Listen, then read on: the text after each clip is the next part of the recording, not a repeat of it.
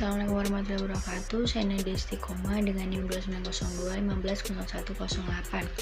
Di sini saya akan mempresentasikan pada mata kuliah Bank dan Lembaga Keuangan dengan Bapak dosen Dr. Agus Khalid SEMM. Di sini bank yang akan saya bahas yaitu mengenai lembaga keuangan bank. Lembaga keuangan bank sendiri adalah lembaga yang menyalurkan atau memberi pinjaman, menghimpun dana dari masyarakat, serta menyediakan jasa keuangan lainnya.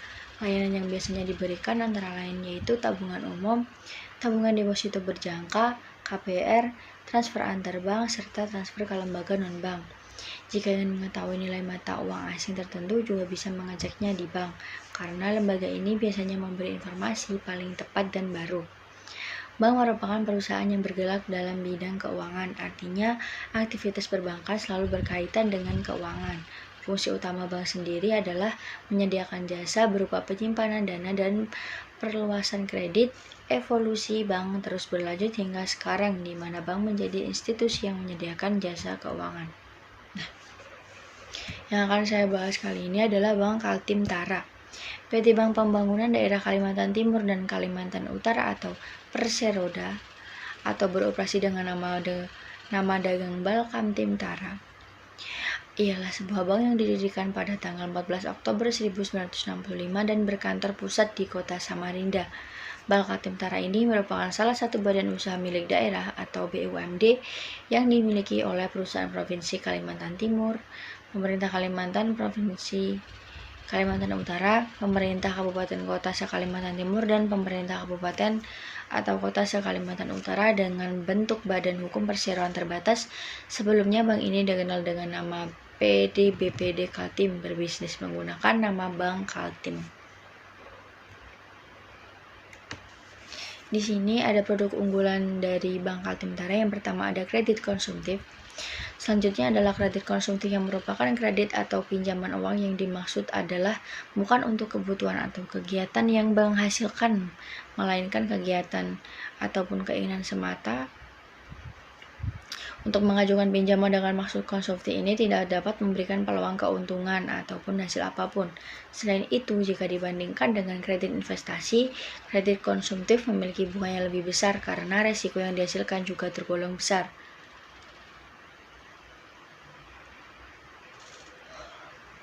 Hal ini didukung oleh data dari Statistik Perbankan Indonesia yang dirilis oleh OJK pada September 2016 lalu. Dari kata tersebut disimpulkan bahwa suku bunga kredit konsumsi berada di angka 13,72%. Sedangkan kredit investasi dan modal kerja masing-masing sebesar 11,36% dan 11,62%. Kemudian produk unggulannya yaitu tabungan adalah simpanan yang penarikannya hanya dapat dilakukan menurut syarat tertentu yang disepakati, tetapi tidak dapat ditarik dengan cek, bilet giro, dan atau akun alat lainnya yang dipersamakan dengan itu.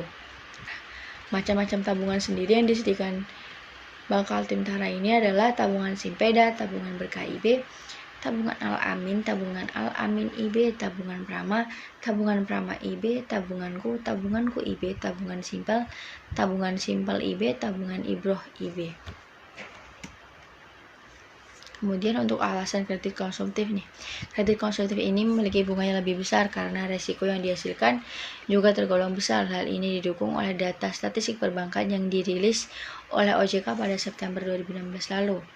Dari data tersebut, suku bunga kredit konsumtif berada di angka 13,72%, sedangkan kredit investasi dan modal kerja masing-masing sebesar 11,36% dan 11,62%.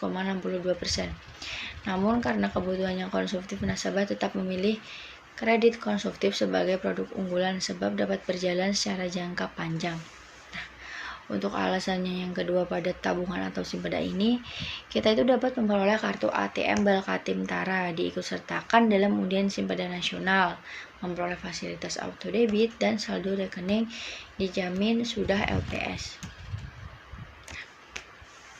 Adapun persaingan bank dan lembaga keuangan. Semakin ketatnya persaingan antara bank dan lembaga-lembaga keuangan lainnya menggambarkan tidak mudahnya untuk melakukan usaha menghimpun dana dari masyarakat. Persaingan ini Karena begitu ketat di sektor perbankan, baik itu antara bank milik pemerintah ataupun swasta nasional juga dengan bank asing, karena bank asing telah diberi kebebasan untuk mengembangkan operasinya di Indonesia salah satunya. Nah, untuk mencoba hadir di sana khusus untuk ASEAN, strategi lebih otentik. Ada satu prinsip yang dipakai dalam liberalisasi leasing maupun lembaga keuangan adalah minimalisasi jarak. Kalau perbankan asing sudah ada di sini, sementara kita belum ada, jangan dulu menambah tetapi masuk ke sana dulu. Adapun penjelasan lengkap mengenai hak-hak konsumen perbankan. Ini nasabah berhak untuk mendapatkan bunga atas produk tabungan dan deposito yang telah dijanjikan. Kemudian nasabah berhak mendapatkan layanan jasa yang diperoleh oleh bank seperti fasilitas ATM maupun lain sebagainya. Kemudian nasabah berhak mendapatkan uang rupiah dalam kondisi asli. Nasabah bank berhak mendapatkan atau memberikan panduan dan wajib ditindaklanjuti. Nasabah bank berhak mendapatkan kompensasi, ganti rugi maupun penggantian atas kerugian akibat penggunaan ataupun jasa yang diberikan. Nasabah juga berhak untuk mengetahui secara terperinci tentang produk-produk perbankan yang ditawarkan dan juga atas transparansi informasi produk bank. Demikian presentasi dari saya. Jika ada kesalahan kata saya mohon maaf. Terima kasih untuk Ibu dosen. Wassalamualaikum warahmatullahi wabarakatuh.